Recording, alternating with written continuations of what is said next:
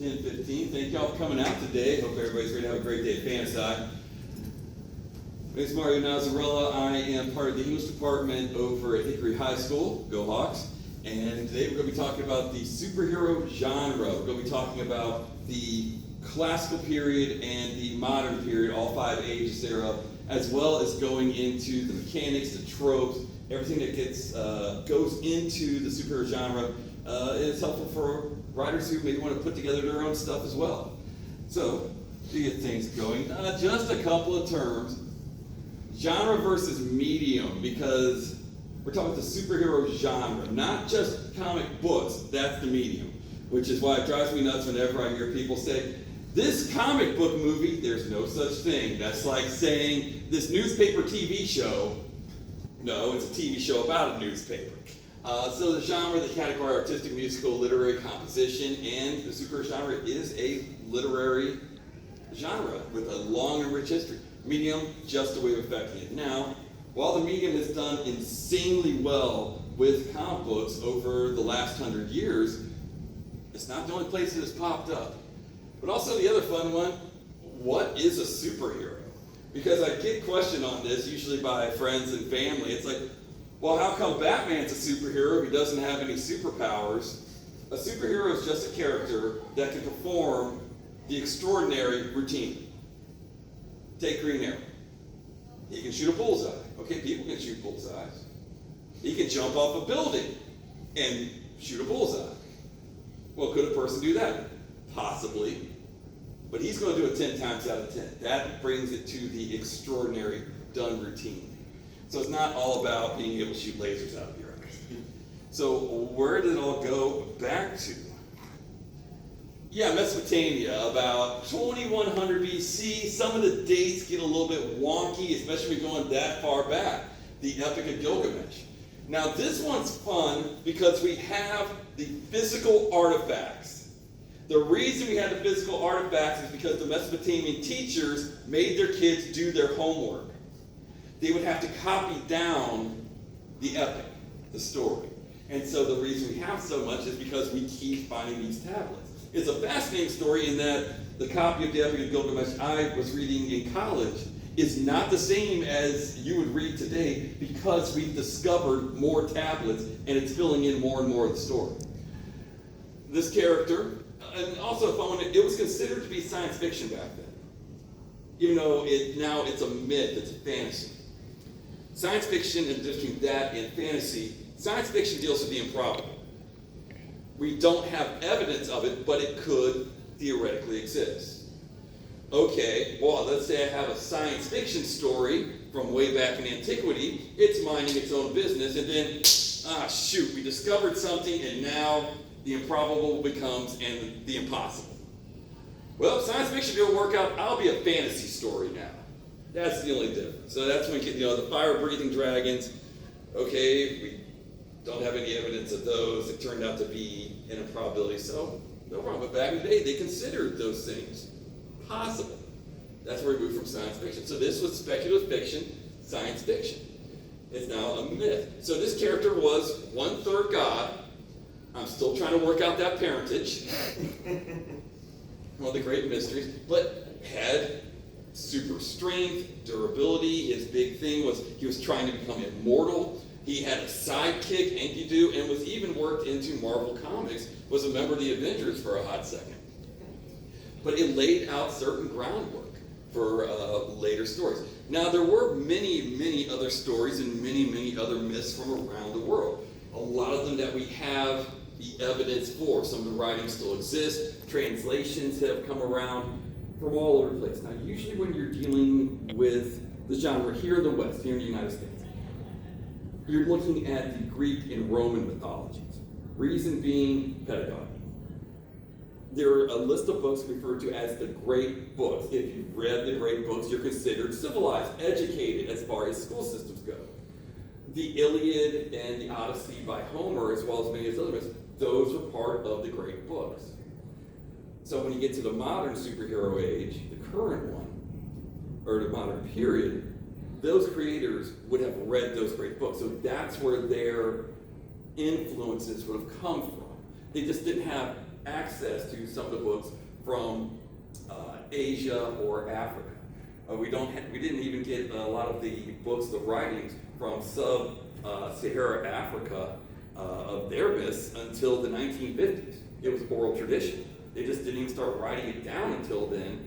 And as far as teaching goes, that's actually a pretty recent amount. We're just now starting to see some of these myths taught. So classical stories, big adventures, large in life characters, often blessed by gods with great abilities. Now, the line between mythology and religion is often very, very subjective. There's going to be some evidence now that even some of the myths from ancient Greek and Rome were told not just for the fact of their believing in it as religion, but sometimes for entertainment. So some of the stories get a little bit interesting in that, oh, they're building these great monuments, these great chapels, churches, temples to the gods. And then there's all these adventures referencing those gods. Did they believe all those adventures existed? Like Jason the Argonauts, the adventures of Hercules. That gets a little bit interesting as far as, was it for entertainment and they were referencing their religion, or was it part of the religion? So there gets to be some interesting conversations about that. These also established a lot of great archives and a lot of the basis for storytelling, such as works from Homer, and we just how having the Odyssey hitting movie theaters now. Took a lot of liberties with the original text, but if you think that movie's great, go back and read the text. It really is a wild story. So you had this, Greece, then you go to Rome. Rome copied Greece's homework, where you have a lot of their pantheon, a lot of their characters and stories, getting a translation from Greek to Latin. You know, Zeus becomes Jupiter, Hera, Minerva, etc. Hermes to Mercury, and Apollo is, well, Apollo, because they decided not to switch everything. But then, eventually, you had to follow the Roman Empire. This led us to the Dark Ages, quote-unquote Dark Ages. Now, with the Dark Ages, hey, still storytelling, still a lot of interesting works. But the characters weren't divine at this point. They were still looking at big themes, light and dark. But a lot of these characters were human. Very, very powerful, very, very potent humans, but it was human characters dealing with the fantastic. Big themes, good versus evil, and the characters up there those were known as the Nine Worthies. Now that became famous, I'm going to say it wrong because it's in French, Les Vents de Pion by Jacques de something French, Languillon, but since my French is horrible, but AD 1313, and he did an epic play, or an epic poem about these characters. These were considered to be the height of the chivalric ideas. It consists of a trinity of trinities. You have a trinity of Jewish heroes, pagan heroes, and Christian heroes. So they were looking all through history. So with the Jewish heroes, Joshua, one of the great leaders under Moses, King David, Judas Maccabee, for those of Jewish faith who are familiar with the story of Hanukkah, he was one of their great military leaders fighting back against the colonization coming from the empires of Greece. But then you had the pagans, Alexander the Great, Hector, Julius Caesar, who we mostly know Julius Caesar. A lot of the stuff comes from Shakespeare, the play, his downfall. We often know him as the dictator, but that's at that later part of his life. Earlier part of his life, he was one of the great military leaders of the age, and he was very much respected. For the Christian Trinity, King Arthur, Charlemagne, Godfrey, who was one of the main knights and one of the main generals during the First Crusade, which was around the time that this poem was written, so a lot of respect was going into the Crusades. But you also had other heroes from other eras, Beowulf, Knights of the Round Table. Here's where we get real fun. I tell my students in school, with great fiction must come great fan fiction. So you have Arthur. It's this historical figure. But the Round Table, the Knights, Excalibur, Merlin. I think there was something in there about a Merlin, but it was really murky. They didn't have a lot of stuff about him. It was all fan fiction. Sir Lancelot was some French author, liked the legend and wanted to throw in his OC. Going into Green Knight. But those works, even though fan fiction, somebody just wanted to add to it. It's not that they had copyright laws back then. They didn't care. They didn't have any of that stuff. But it all got worked into a bigger and bigger and bigger mythos. And became literary staples, literary classics, things that we're teaching now in school. So the Dark Ages, chivalric romance, and whenever you hear romance back in that time, it just deals with heightened emotions. You have the Lady Fair, in which you have the big hero, and he's doing all this thing for the love, trying to be worthy the love of a lady, very pure, not platonic love, romantic love, but very idealized, keeping aside the lustful elements. Clark Kent, Lois Lane sort of things. And big challenges to overcome, and not often with superpowers, but often you'd see an enchanted item. A sword, some sort of weapon that, maybe only the worthiest of people can take up and use. So all these good guys, the classic stuff, knights, themes that are still being used now that still hold up. So Dark Ages, then comes the Enlightenment. They were looking back at that old stuff like, okay, that's great and all, but we've moved past that. We want to look back at how, ancient Rome was, ancient Greek. They really had a good civilization. Counterculture is a thing, always has been. And some people were looking at those real idealized things, the romanticized stuff. Like, you know what?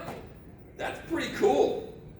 And you can be all high and mighty all you want and all fancy, but we kind of like this sort of thing. And they were looking back at really the architecture.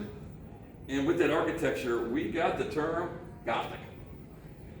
Start off with these lovely Gothic churches and cathedrals, and you had this flying buttresses really wide open. And Horace Walpole, in his book House of Otranto, they were using Gothic as kind of like a trash-talking term. He's like, I'm leaning in, guys. And he created House of Otranto, which was the first Gothic novel, which he called it a Gothic novel. Real fun read, kind of a tough read because their paragraph structure is not the same as we have today. You'll see like multiple people talking in one paragraph. Great story, tough read, still a lot of fun. It had these tropes in here that you'll see that kind of translate more into modern horror, but without this we don't get the modern superhero. So castle, mysterious, suspenseful, prophecies, omens, supernatural elements, overwrought emotions. But damsels in distress. How many times do you have that lady love or superheroes in distress? How much trouble has Lois Lane gotten in? It's been a lot. So damsel, tyrannical male as antagonist. That's where you have the your Lex Luthor kind, the kind of guys, the kingpin, those tyrannical male figures who are being very, very oppressive. Atmospheric and a complex hero. So you'd have these archetypes, and they are good and they are pure. If they lose that goodness and purity, they lose their potency. In this case, it's like, well, no. People might not have all the great intentions. They might not be perfect, but they're still doing their thing and they're still the hero of the group. Now, that moved all through. The Gothic stuff is considered to be very, very European. Once it got to the stage, you'd get like the Southern Gothic. Characters like writers like Poe would bring out big-time Gothic aspects. I need to move quick so I don't have enough time. But through the Gothic, we get the modern science fiction. Yeah, there are plenty of science fiction elements. We have stories about flying saucers going all the way back to 10th century Japan. Kill the Bamboo Cutter. Any Sailor Moon fans, that's where we get the inspiration for that. But 1818, Mary Shelley, Frankenstein, man dealing with things he should not be dealing with. And it works out splendidly for everything. It's a heartwarming tale of a great monster. But it's considered the first modern science fiction. We're still dealing with that improbable, even though science fiction stories are going all the way back to antiquity. There was ancient tales of, who was it? Lucian Samosata. He wrote one. It was called a A true story. It wasn't true. It dealt with spaceships, creatures from other planets, robots, and he was doing that in like 1st or 2nd century AD. But then let's go forward a little bit more. Let's get into the 1800s. The 19th century, they were fascinated with crime. They started getting things, and it was wild. They were like fingerprinting sorcery. And even the concept of police at the time was very, very new. And back then, you think police have a bad rep now? Back then, even worse. The concept of a citizen police force was started off in France. Okay, nobody trusted them. They thought they were government spies. So Edgar Allan Poe, Murders of the Rue Morgue, the first detective story, first modern detective story, bring it all together. There was old things from like Arabian Nights, some of the Hunan stories from China, but they were all like government officials. So a citizen detective, and people always liked detectives. They didn't like police then, but they liked detectives. Game recognizes game. When Scotland Yard was formed, they solved the case. Like, wait, it only took them 3 days? That was unheard of at that time. Completely unheard of. So massive fascination with it. There would be plays, because you didn't have like true crimes, TV. They would reenact major cases with plays, going up there, reenacting the crimes, reenacting the trials, everything else. Was it accurate? Of course not. They like to have the story. There was trial by newspaper even back then. But you would have certain characters popping up, Spring-Heeled Jack, certain individuals. They really romanticized the criminals quite a bit. But then you would get Poe stories with Dupin, the first detective, other stories featuring Wilkie Collins created the Moonstone with the Great Detective Cuff, and then, of course, Sherlock Holmes, Arthur Conan Doyle. So they were all playing into the fact that people, they didn't quite trust police then, much at all. But they liked the idea of a citizen, somebody who was among them, able to right the wrongs and solve the crimes and take that power back to the populace. And this was huge. The Penny Dreadfuls, the magazines and stuff like that. Magazines were king 1800s, early 1900s. Pulp magazines, comic books. Early comic books were around mid-1800s, but moved on. They were very rudimentary. But some of these characters have endured. The word superhero first appeared in 1899. It was characters like the Scarlet Pimpernel, later Zorro, these masked adventurers who were going out righting wrongs. There was some superpowers in there, but it was mostly your masked adventurers. Well, this leads us to, wrong one. I'm used to doing that in my schoolwork. The modern era, Action Comics #1. First, this is the one that really brought together the fancy costumes, shooting lasers out of the eyes, flight, all of these interesting, although there was quite a bit of the masked adventurers running around. It was a huge commercial success. This blew the doors off of everything. They were printing money at that point. But yeah, first appearance. Now the Golden Age, there's been 5 ages, I keep doing that. 5 ages of the modern era. First era of the Golden Age. Kicks off 1938, goes till around 1955. Now the dates, beginning and ending, those are debated by and large quite a bit. So if somebody else tells you, no, it's really 1953, that's fine. I'm just going by where I get closest at. Big boom in superheroes. They loved it, especially during World War II. Kids were reading it, adults were reading it. And while Marvel Timely Comics at the time in DC, National Publications, were the big guns, Captain Marvel was one of the biggest hits. I think maybe it has to do with some people that you feel kind of powerless and you can say a magic word and then, wow. Now people think that, oh wait, isn't he a DC character? No. DC Comics sued Fawcett Comics back in the day, claiming that Captain Marvel was a Superman ripoff. It went to court, the judge ruled, as long as you have at least a 10% difference in the characters. You can't copyright super strength, you can't copyright flight. The fact that he gets his powers from somewhere else, Fawcett won the case. After the war though, the superhero genre took a major nosedive. can't exactly say why. Like Superman and Batman were always selling, no matter what. But it led to people reading Western comics, war comics, horror comics were huge, romance comics were really, really huge. Those were the big sellers. And then they got a problem because people wanted to cash in, and not the comic book people, but people trashing comics. So kids are reading crime comics, they're reading horror comics, and then people are coming and saying, this is leading to juvenile delinquency. Frederick Wardham wrote his book, Seduction of the Innocent, and he claimed all sorts of horrible things that comics were leading these kids to do. It led to massive burnings of comic books.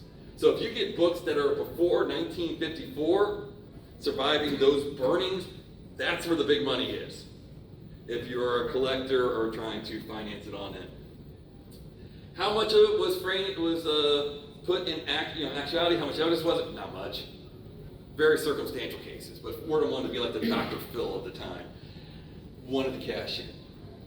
This led to the Comics Code Authority. So older guys like me who remember comics coming up in the 70s, 80s, 90s, you had that little stamp, the Comics Code Authority, and that was a reaction to these people, and it was voluntary. If you want to publish a comic, you didn't have to do it. But if you put it on there, and you went through their process, which was an early censorship thing, / ratings, you weren't allowed to have horror or terror on your title. All crime was supposed to be shown as terrible. You did not have sympathetic villains or anything like that. Had to stay away from certain things like drug use, nudity, any sort of sexual immorality. You couldn't have, scintillating images in it. This basically drove a railroad spike through the very popular horror comics at the time. They just weren't going to sell. They weren't going to pass muster. The crime comics as well. So those are the books that are really appealing to the boys. Well, time to bring back the superheroes. We got going with this one, the Silver Age. Showcase number 4, that brought in Barry Allen's The Flash over at DC, reimagining some of the characters from the Golden Age and bringing them to bear. Stan Lee, Jack Kirby, House of Ideas, Steve Ditko, they're coming in the 60s a bit after that, and they are really bringing a lot of characters to the fore. Some people don't know, but the first issue of the Avengers and the first issue of the X-Men came out on the same day. There was 1 month in 1963 where Marvel blew the doors off of everything. Now, the ideas that were going on here, they had to go by the Comics Code Authority. Fantastic stories, but it was kept very simple. Good guys are going to beat the bad guys every time. The science behind them, okay, yeah, science fiction, but a lot of these guys weren't scientifically trained, so you got to take some of the backgrounds with a grain of salt. Gamma rays, we're being hit with them all the time, doesn't turn us into a big green monster, usually. So a lot of characters going around, and you were starting to see them starting to pop up at this time, TV. They do radio serials, a couple of TV shows in the 60s, you had some cartoons coming out. Towards the end of the Silver Age, Adam West, Bird Ward. I was actually watching a couple episodes before I came in this morning. So it wasn't just the comics. People loved those ideas. And so they were moving on out into other mediums. Now, 1970, we can kind of point at, okay, the Silver Age, DC's doing this, House of Ideas coming out, but we don't have a real marker between Silver Age and Bronze Age. There was no big event, but certain things were coming to the fore. You started seeing the comics tackling real-world issues, drug use, gang culture. It's not all as simple as it used to be. At one point, Stan Lee wrote, he was asked to write a story about dealing with drug use, and the Comics Code Authority said, no, you're getting a little bit too real. He published 3 issues of Spider-Man and said, nope, forget the Comics Code Authority, we're just going to publish it anyways. And then we'll just go right back to submitting for it. You had a lot of characters, not a lot, but some characters being killed off. People were like, wait, they killed Gwen Stacy? No, that's Spider-Man's girlfriend. You don't kill off the girlfriends. That was unheard of. And certain others, wow, we have a new team of X-Men. What happened to Thunderbird? He didn't last very long. You didn't see that. So it was starting to get real. The characters weren't safe anymore. Maybe some of the big guns, but it added some weight to things. Jack Kirby went over to work for DC, and horror pulp characters started to get popping back up again. Tomb of Dracula. But they did have a problem with the Comics Code Authority. They said, no, you can't have monsters, ghouls, zombies, any of that. And then they changed it. Okay, well, as long as it's, because you still have Dracula, great work of literature, Frankenstein, great work of literature, as long as you're going by the literary aspects, it's okay. But then they started saying, like, okay, we'll do Tomb of Dracula, maybe we won't put it in for the Comic Code Authority. And parents like, okay, well, maybe my kid doesn't need to read it, but the adults, the older readers, like, ooh, this is where the good stuff is. So we could dive in and have some fun with it. And a major push in diversity among new characters from major companies. You started having, Black Panther, Falcon popping up late in Silver Age. But then they're like, hey, you know what? People like variances in the characters. Now, if you look back at the old creators, it was white guys on parade. If you're creating characters, you tend to create characters that you can really identify with. But then they start taking some chances. Luke Cage, Cyborg. You had a whole series in Marvel did Contest of Champions, wanted to introduce heroes from around the world. Were some of them horribly stereotyped? Yes. But sometimes your first step in a good direction might be a stumble. So I always appreciated them doing that. This had to do a lot with the popularity of blaxploitation films, kung fu films, all of that good stuff popping up. And they're like, people love this. Let's cash in. Deadly Hands of Kung Fu, Shang-Chi. Had Tales of the Sons of the Dragon, Richard Dragon, those comics popping up over these, Shang-Chi, Marvel. Best stuff. So it was moving in some really neat, and again, as I mentioned, X-Men, a lot of characters from all over the world. So it was a lot of fun for a lot of these characters, and people starting to see themselves in their roles. And I'll touch on that a little bit. So we had that, went to about 1985. You started getting pretty interesting there in that you started having big events. So the new Dark Age, I'll get into why we're calling it the new Dark Age. This was events, after events, and more events. Let me tell you about some events. So Marvel's Secret Wars did come out 84, so it predated this, but Secret Wars, the things we got out of that, hey, Spider-Man's black costume, awesome. She-Hulk joining Fantastic Four, great. What else changed? Not much. Meanwhile, DC, they had acquired all these properties, and they had a whole multiverse. So you had Captain Marvel not existing in the same world as Superman. You had the Golden Age characters not existing in the same world as their current characters. Jay Garrick and Barry Allen might have a team up, but they were two separate worlds. They had acquired so many properties that they kicked off Crisis on Infinite Earths to try to consolidate everything and get it all to the point where a reader could come in and not have to have at least a bachelor's degree in quantum physics to understand all the continuity.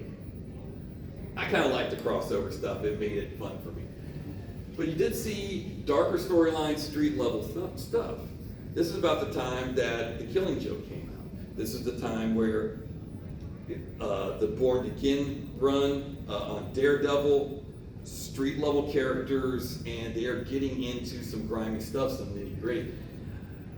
The Marvel Mutant Massacre that they did, and that ran through multiple books of the X-Men titles, and also like Power Pack and Thor, where you saw a lot of characters have a lot of horrible stuff happen to them. They killed off the Morlocks in there. Kitty Pryde horribly injured. Same with Nightcrawler and some of the other characters. So they dove in. Dark Knight Returns, Batman Year One. Oh, Frank Miller was having a heyday. Frank Miller, he's writer, artist, but he's really good at the gritty, street level characters. Very, very popular. Oh yeah. So from there you have all these things, and then the books started going where you had some of the collector's market going in there, and they're all following the artists. This is not to say there was not great writing on some of these books. Chris Claremont was still wrapping up his X-Men run. Fabian Nicieza was doing some great stuff. A lot of really, really good things. But you had Wizard, the Guide to Comics. They was there around back in the day. would look at that, and they would have, these are our top 10 artists to follow. Let's look at Jim Lee, let's look at Rob Liefeld, Ron Lim, all these great artists, but they're looking at that as opposed to looking at the stories themselves. And then it started getting more, and this was the buzzword of the early 90s, in comics and everything, extreme. Costuming was changing. Spikes all over the place. Pouches as far as the eye could see. One of the big breakout characters, Spawn. Dark and epic, epic and dark. Dark, dark, darkity, dark, dark, dark. Dark. Now, that's not to say it was bad storytelling. That's just where the fads go. So early on, and then you see it popping up, and then you have the dark storylines. They killed off Superman. Batman got his back broken. Hal Jordan went insane and killed off the whole Green Lantern Corps. What makes it neat is they thought they were going to do it with the Flash, and while Mark Waid, they thought they were going to kill off the Flash, Mark Waid was subverting the whole thing and telling one of the best love stories I've read in comics with Terminal Velocity. It was such a nice swerve. Then 1996 happens. This was objectively the worst year of comics. That year was so bad, the entire decade gets a bad rep. You had the whole thing where they're like, wait, we've been following the artists so much, we stopped paying attention to the stories. The whole Clone Saga thing was going on. Storylines are going up and down. Then Marvel decided, hey, we want to have the distribution locked down. They got their own distribution company. If you want to get comics, you couldn't go to the spinner racks anymore. You got to go through us. You want to give them stores. And that company wasn't ready. Because on the first day, their call system in there for you to place the orders literally caught fire. It overheated and burst into flames. This led to Diamond Distribution sweeping in, and they didn't have a monopoly on it, but if you wanted to get Marvel or DC books in your comic shop, you had to go through them. But one thing interesting came out of that. After that year, independent publications really started to kick off. People got sick of the crazy story stuff that they were seeing in Marvel and DC, and they were like, okay, it's good, but not great. Indies went out and DC pivoted hard. Then the writers started getting followings. You had guys like Warren Ellis, Garth Ennis, Grant Morrison. You still had guys like Mark Waid, Ron Mars, who were still telling these solid stories, but then they started getting the recognition they deserved. This was about time 1997. Also, Mark Waid, Grant Morrison kick off Justice League and the JLA and making a really, really iconic storyline. You saw a lot of stuff. Marvel was playing a little bit of catch up. DC, in my opinion, I thought they were taking the forefront with a lot of interesting character choices and a lot of interesting storylines. They really made it feel epic and grandiose. They were looking back at the mythologies from way back when, Greek and Roman myths. They weren't seeing the JLA as Knights of the Round Table. They were seeing them as a modern pantheon of gods. And they adjusted their storylines to go there. Now, during the 80s, great cartoons, good stuff. Spider-Man's Amazing Friends. Super Friends went from the 70s up to about 85, 86. It was good. Started seeing some movies, such classics as The Punisher, starring Dolph Lundgren. I still like that one. Hey, guilty pleasures. It was fun. You know, I love how people today, it's like, these Marvel movies suck. Really? Okay, let me tell you about Howard the Duck. Right? Let me tell you about Mark Salinger as Captain America. Oh, we had some good ones. But we had some great ones too. We had Michael Keaton as Batman, 89, moving on into it, and they started being taken seriously. Indie publications. If you had thought back in the day as a kid, my little indie book is going to make so much money I can buy a tank, talk to Kevin Eastman and Peter Laird, who made Teenage Mutant Ninja Turtles. And also with the Flaming Carrot, they had some of their characters get a major movie, Mystery Men. Great movie? I don't know. Fun movie? Definitely. One of the Ben Stiller movies I actually really like. So it's moving in, especially the 90s. You had, The Max by Stan Keith had a cartoon series. Absolutely great. Batman animated series. So the superhero stuff, it was going beyond the page. You were seeing a lot of really, really powerful work. They were taking it seriously. They were like, yeah, we know kids watch this, but those kids, a lot of them grown up. DC had a real strong hold on the market, but Marvel was going to go down swinging. They had X-Men the animated series. They had a really, really good Spider-Man series back in the day as well. Then Blade hit, and people started taking the movies very seriously. It's like, wait, this is a superhero movie? You weren't ready for that. And I cap it off about 2010, because that was about the time of another major retcon. You had things going in a certain direction, but then editorial DC decided taking another direction. They said, let's bring back all the Silver Age guys. So they bring back Hal Jordan, even though Kyle Rayner was doing pretty well. And bringing back Hal Jordan, a lot of people were very flummoxed by that. But we love you, you got a Green Lantern shirt there. It's nothing against Hal Jordan, but you have kids watching Justice League Unlimited. Who's Green Lantern there? Jon Stewart. So I was seeing people online who are just now getting into reading the comics. Who's that white guy that they're saying is Green Lantern? Meanwhile, where's Jon Stewart? We liked him. He was neat. Meanwhile, you have, Captain Kirk with the power ring going around and doing his thing. Which there is nothing wrong with Hal Jordan, but when you had people saying, like, we want to expand our audiences to different demographics, replacing a very popular black character with a white character that hasn't been around for a long time. It's a little off-brand from what they were pushing, so I always found that very amusing. They brought back Green Arrow, but then they brought back Barry Allen. And they had a real problem with that because Wally West had actually been Flash longer than Barry Allen. And here's Barry Allen. He comes back during the final crisis thing that Grant Morrison wrote. He did us a favor for editorial. And he's a man in his 30s. Meanwhile, his wife, Iris Allen, is a grandmother. Had kids, had grandkids. So how did that get reconciled? Flashpoint. And they had to revamp their whole continuity around this thing, and they've been having continuity trouble ever since. I think they finally got it ironed out, but it took New 52, Rebirth, and a couple other odds and ends, but brings us into the Blue Age. 2011 to present. This is a toy term by Adrienne Resha. I'm probably saying her name wrong, but we're consuming a lot more stuff digitally. Hey, I love having it in my hand. I'm a hard copy kind of guy. But a lot of comics are being consumed digitally. Yes, there are web comics before them, of course. But people are getting these subscription services, and they're reading their Marvel comics or DC comics instead of going to the shops. Just going online.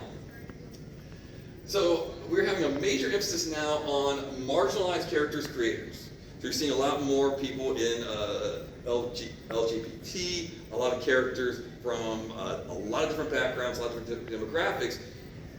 And we're also seeing creators being brought from there. Now, this is nothing new. Well, you had back in the day, North Star from Alpha Flight, character created in the 80s. He was gay, but he was a closeted gay. And it was a big deal. It's like the big secret that everybody knew, but nobody was saying. Well, now, sign of the times, it's not a big deal anymore. There's something to be said for people being able to see themselves in there. My favorite superhero is Cannonball. From New Mutants, X-Men, great. Why don't I like him? Because he was a tall, awkward guy who was really unsure of himself and the son of a coal miner. I'm a coal miner's grandson. I saw myself in the character. So there is something to be said for seeing yourself in these characters. So we're seeing these superhero shifts where you're seeing a lot more people come to the table. There's a flip side to that in that you're having writers coming in who sometimes aren't the best writers, but they're being brought in because of a demographic. Case being America Chavez. America Chavez, great character. Loved the character. You might have seen her in Multiverse of Madness with Doctor Strange. Enjoying a great run in the Ultimates. Then she gets a solo book. The character, for those who don't know, Latina queer. So let's bring a Latina queer author in. Unfortunately, that writer was not good at writing comics. The book itself, objectively, was not great. It was a good thought, but the execution was poor. Meanwhile, the other side, Ms. Marvel, Pakistani-American Muslim. The writer that brought her in, G. Willow Wilson, also Muslim, but can write a hell of a good book. So that character did very well, thanks to good writing and good characterization. It wasn't we're filling in this box. It's the fact we're bringing in the best people to the table to work on. Now, outside of comics, mainstream, been blowing up. You can't go anywhere without seeing some from the MCU. We got another Spider-Man movie coming out later this month. DC, they're playing catch up on the movie front, but they were killing it with the Arrowverse on the CW. So TV, movies, superheroes were everywhere. We're to the point where we might be seeing a little bit of fatigue on it. We'll see. Comics Online and long-standing continuities have been in major flux. There's been a lot of retcons. You kind of have to have that from time to time. Because you have these Golden Age characters, and if they're supposed to be around now, well, they were fighting in World War II. That makes them about 100 years old. So what do you do? Or you have a situation where an older story doesn't quite hold up with what we know now, science fiction reasons, or maybe something was really problematic. It was fine back in the day, but not so much now. So every so often you have to have a retcon. That's just the way it works. But this brings us into the mechanics thereof. Hey, when I was a kid, I was making all sorts of superheroes. I was having fun with it. I grew up on Fantastic Four and Super Friends. Let's start off with the Trinity. Trinity characters. This has nothing to do with sales or popularity. It has everything to do with what they bring to the table concerning the genre. The superhero genre, modern one, has three major elements. Science fiction, the improbable, mythology, we gotta know our roots, and humanism. What are people bringing to the table? Superman, Batman, Wonder Woman. Marvel has their own Trinity, but it actually got shifted. Golden Age, it was Human Torch, Captain America, Submariner. Had other characters, but those were the three big ones. Then, House of Ideas, Stan Lee, Jack Kirby, Captain America, Iron Man, Thor. Depth, height, width, past, present, future, and let's get real funky. Remember the 9 worthies I mentioned? Trinity of Trinities. Mm-hmm. Paganism, Judaism, Christianity. Paganism, obviously, Greek mythology. Superman, created by two Jewish gentlemen. Judaism. Batman, Dark Knight. A little bit of a stretch, but the Knights were considered to be part of Christianity. Was that intentional? Absolutely not. Especially considering those characters were all created by different authors, different creators. History doesn't repeat itself, but a lot of times it rhymes. So when you're creating your characters, you're creating your own universe, keep those things in mind. It makes for a well-balanced continuity. And then there, I keep doing that. The magic spider. What has your character go from being normal hero to superhero? This is a term that some buddies of mine cooked up. So, what gave Spider-Man his powers? Spider. Genetically enhanced spider. Originally, what gave him his powers? Radioactive. Huh? Radioactive spider. Because Stan Lee, it sounds cool. You know, back then, radiation. Superpowers. Now we use it to heat up Hot Pockets. But now, the radioactive part doesn't hold up anymore because we know more. But where's the mystery? Genetically altered spider, genetically enhanced, because there's still some mystery in that. We're trying to keep that improbable on the table as far as science fiction. So, is it a radioactive spider? Is it genetically? It's a freaking magic spider. Something about that spider makes you superhuman. And this goes for anything with your superheroes. It can be something scientific-based, mysticism, some kind of special training. And it's not just with Western comics. If you go over to manga, anime, all right, this one's a little bit niche. Might not have heard of it. Naruto. I know. So, she's laughing at me. All right, got Naruto and all his friends. They all have superpowers, yeah? Mm-hmm. What gives them their superpowers? Ninjas. Something in their training gives them the ability to clone themselves, to control people with shadows, to shoot fireballs. It's superpowers, but it's the magic spider. It can be anything that you want with your characters. There is a couple of caveats which when I say fetishized science, no, I'm not talking about 50 Shades of Science. Fetishism is giving something an ability it does not innately hold. What's a rabbit's foot do? Does it actually? No, but we've given it in our minds that ability. So, a lot of flexibility there. No, I'm not doing it this time. So you have tropes and machinations. The heroes' primary colors usually, classically, the reds, yellows, blues. The villains would often have greens and purples, which makes it interesting when you come to the Hulk, because they weren't sure which way he was going to come down. That's why he's green and purple. Your Trinity characters will gravitate towards each other. This will form your premier group. Again, doesn't have anything to do with sales. For a long time, X-Men was outselling Avengers. Teen Titans was outselling Justice League. But is the League without Superman, Batman, Wonder Woman? Yeah, sort of, but it's magic when they get together. Same with the Avengers. You know, people are itching to see Cap, Iron Man, and Thor back together again. It'd be cool. And look at the movies that came out when it kicked off the MCU. They knew that they were doing. Yeah, Hulk was in there as well. He's one of the OGs. But as soon as he introduced us, they're like, they're going to do Avengers, and this is going to be freaking awesome. And it was. You can create your own mythology. Nothing wrong with that. Probably do it all the time. If you're going to use an existing one, try careful.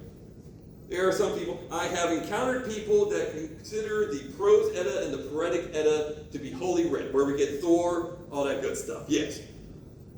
So I was talking to some people, it's like, well, what do you think of Thor comics?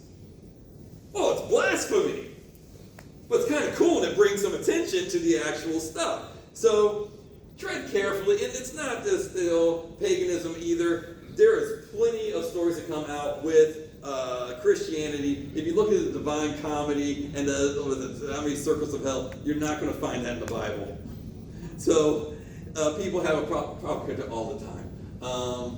So try to respectfully have some fun with it. Sci-fi has a lot of wiggle room, but you might want to just do a little bit of research. The internet's great. It tells you all sorts of fun stuff.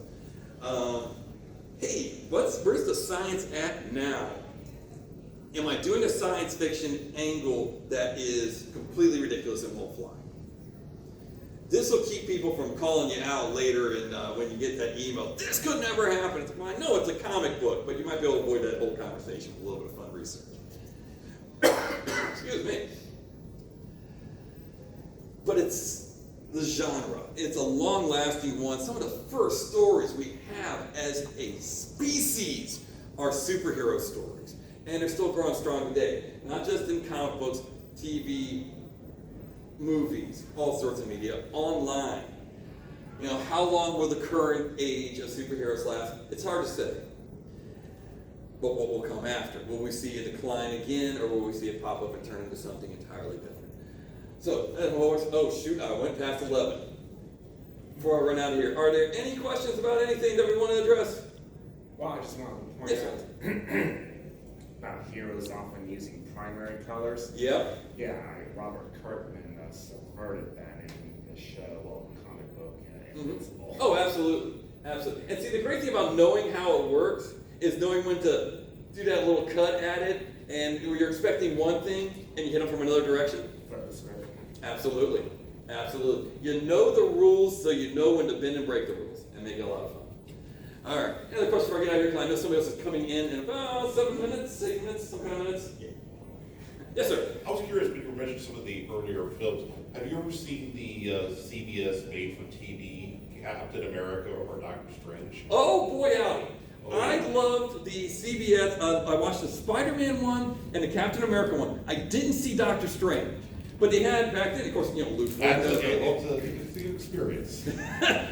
Yeah, well, you look back at it then, Yeah. and people are like, you talk about being an abundance of riches and people crying with a loaf of bread under their arm. They're getting so miffed about this DC movie or TV show, and this is it. And I'm like, dude, you don't know. You don't know what it was like for us in the 70s and 80s, man. Be happy for what you get. People are like, well, I don't know about this new Masters of the Universe movie. Remember Dolph Lundgren I mentioned with Punisher? That's not the only role he played back in the day. So it is an abundance of riches. I feel very blessed. If you told me that I would live in a time where there was full-blown Avengers movies and all the, there's no way. Yeah. I'm like, we'll get a Batman movie, that'll be it. And I'll be happy to have it. And I always loved that people who, and back in the day, they would make fun of you. You get bullied for being in the superheroes way back in the day. And I'm sitting there and I'm like, you tourists, you all went to see the movies. Every last one of you, and nobody can lie and say otherwise. All right, that's my time in this. Any other questions before we run? Thank you all so much, and I hope you have a great